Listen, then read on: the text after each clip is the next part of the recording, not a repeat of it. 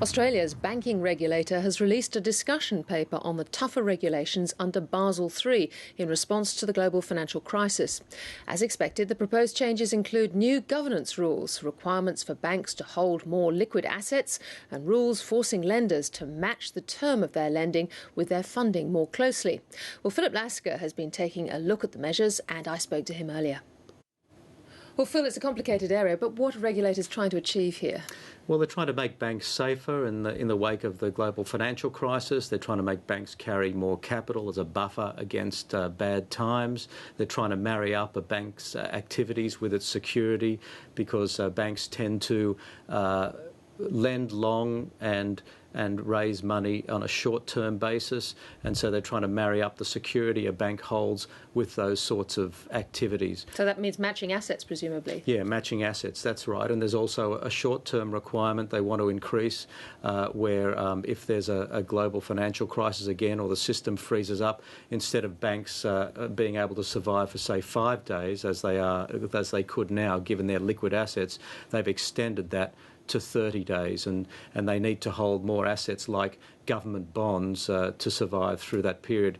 It's interesting, though, if you're a Greek bank, you can hold Greek government bonds. That was not something foreshadowed when they actually wrote these rules, which was before the Greek crisis exploded. Boy, you'd think they'd have to look at that again. But from the Australian point of view as well, I mean, we don't really have enough government bonds, do we, to run for 30 days? Well, we don't, and that's where the situation here is slightly different. Our banks can't get enough government bonds. We know that. We've known that for a long time. So the Reserve Bank has come in, will provide a facility, a line of credit, if you like, for our banks, where they can put other assets into the Reserve Bank and get cash in exchange for that. They'll only use the facility if there's a major crisis, but they will be charged an annual fee for that line of credit, of course. 15 basis points on whatever the amount of the line of credit is on whatever that line of credit is required. So a talking point as a result of all these regulations is, what will it cost the banks? Andrew Dickinson, who's the KPMG's banking specialist, was talking about some of those costs.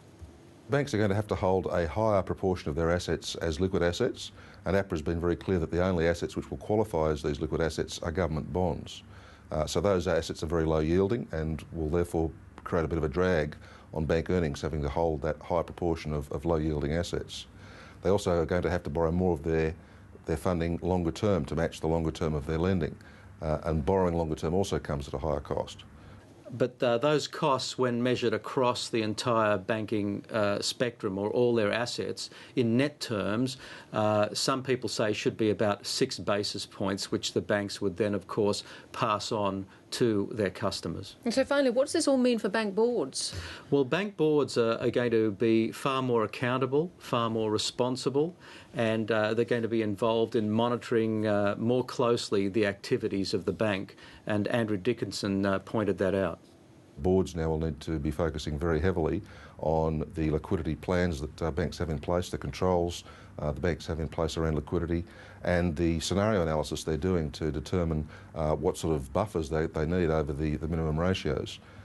I should add that these regulations generally have their fair share of critics. There are those who say that banks are so smart, no matter what regulations are introduced, they'll find ways around them. They'll find ways to reduce the accountability or transparency, I suppose.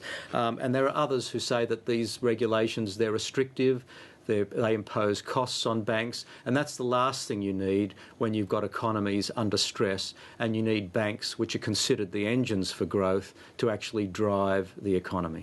Well, let's go to a subject not for the faint-hearted. Thank you very much for unpacking all that for us. Thanks, Tiffany.